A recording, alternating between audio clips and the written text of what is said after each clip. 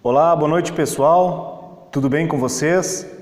No nosso último vídeo eu falei referente aos empréstimos consignados que são realizados através dos aplicativos que servem para facilitar neste momento em que nós vivemos um período de afastamento social ou isolamento social, em que procura-se evitar o trânsito das pessoas, geralmente as que estão no grupo de risco, onde se enquadram muitos dos aposentados e pensionistas do INSS. E eu fiquei de falar nesse vídeo sobre as fraudes, sobre os tipos de fraudes que nós temos encontrado com muita frequência nos anúncios, nos documentários e nos noticiários de TV. Pois então, só que um pouco antes de falar sobre o nosso tema de hoje, que é as fraudes, eu quero falar sobre um assunto que é muito recorrente, pelo menos entre os correspondentes bancários e os aposentados e pensionistas do INSS, que é o aumento da margem dos 5%, que desde o mês de março vem sendo muito tratado, muito discutido. Seria através de uma medida provisória que segue tramitando, mas que não foi assinada no dia 27 de março, como previsto, e que tem no momento um PL, um projeto de lei do deputado federal Alberto Neto. Esse projeto de lei dele segue com um fluxo normal, mas nesta semana ele recebeu do presidente da Câmara dos Deputados, do deputado Rodrigo Maia, um conselho, uma dica de colocar o texto do seu projeto de lei, do seu PL, que é o PL 2017, onde no momento da modificação da medida provisória que está em andamento, ele deve colocar no texto do relator, que é o deputado Orlando Silva. Então, além da medida provisória que ele vai colocar o seu texto, vai incluir o seu texto dentro da medida provisória, segue em tramitação a sua PL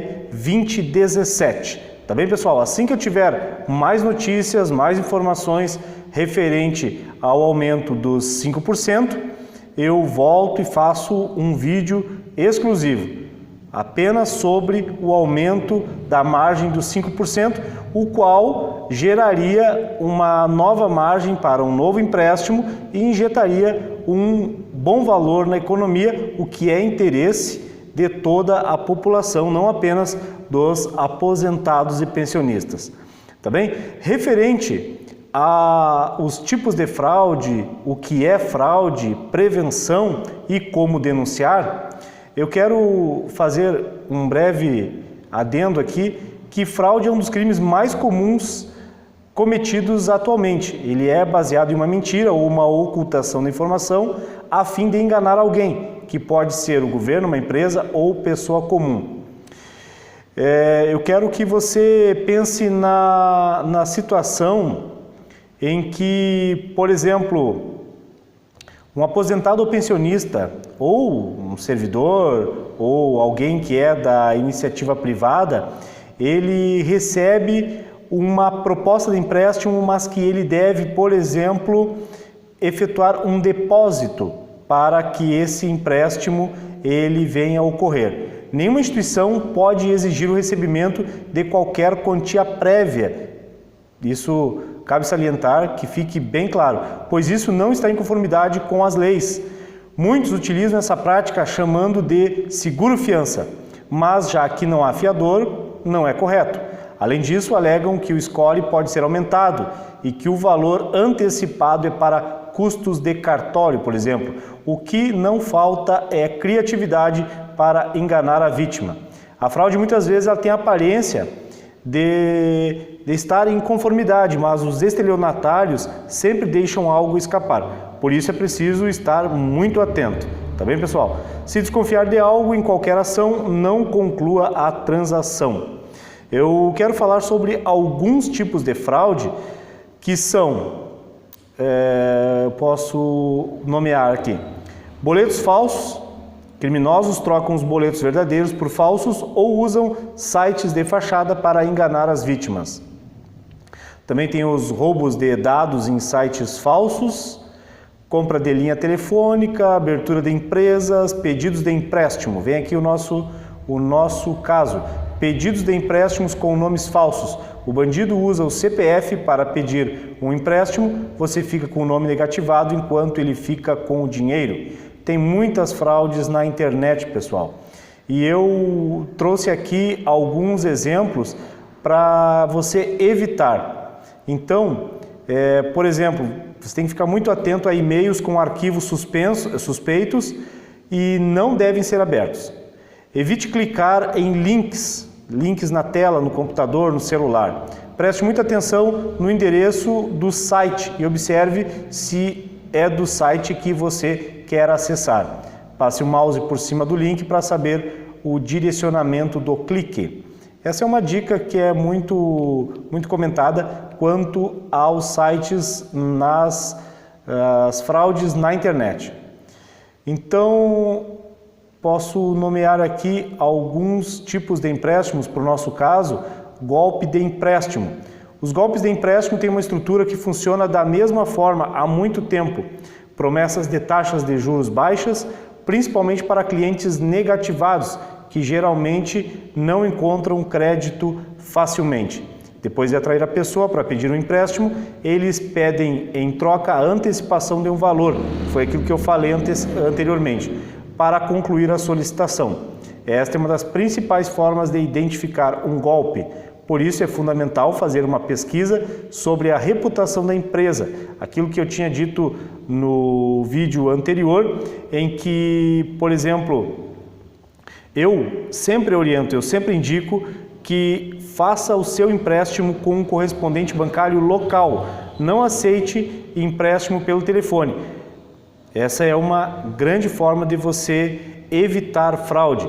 Eu posso citar aqui, por exemplo, antes da gente encerrar esse vídeo, os empréstimos por equívoco, vamos dizer assim, que é quando o estelionatário, ele, de posse dos seus dados, ele faz um empréstimo, ele chega a enviar o crédito para a sua conta e depois ele liga, se identificando como se fosse do banco, dizendo que foi feito um empréstimo por equívoco, lhe passa uma conta bancária para que você faça o depósito, devolvendo assim o empréstimo, o valor do empréstimo, e com a promessa de que ele irá cancelar esse empréstimo posteriormente. Não será cancelado nada neste caso, você apenas irá depositar aquele dinheiro que foi para a sua conta. Uma prática que é corriqueira, eu tenho cada vez tomado conhecimento, que é o pagamento da comissão.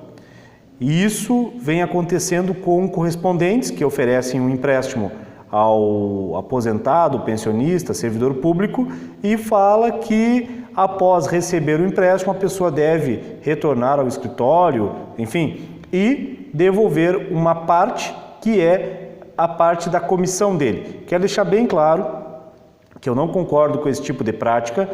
Estou sabendo de algumas situações envolvendo correspondentes, corretores, e que você não faça isso.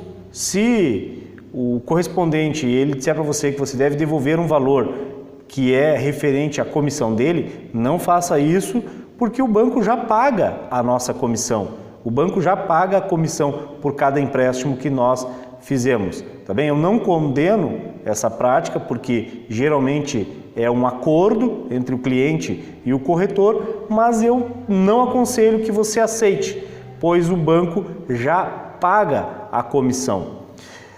Eu ainda irei fazer um vídeo mais direto, um vídeo indo direto ao ponto, por tópicos e dizendo, assim, na prática, quais são os tipos de fraudes e passando caso a caso, explicando caso a caso para que você não caia em golpes, não caia em fraudes no momento em que as pessoas elas estão passando mais tempo em casa, estão sucintas a golpes pelo telefone.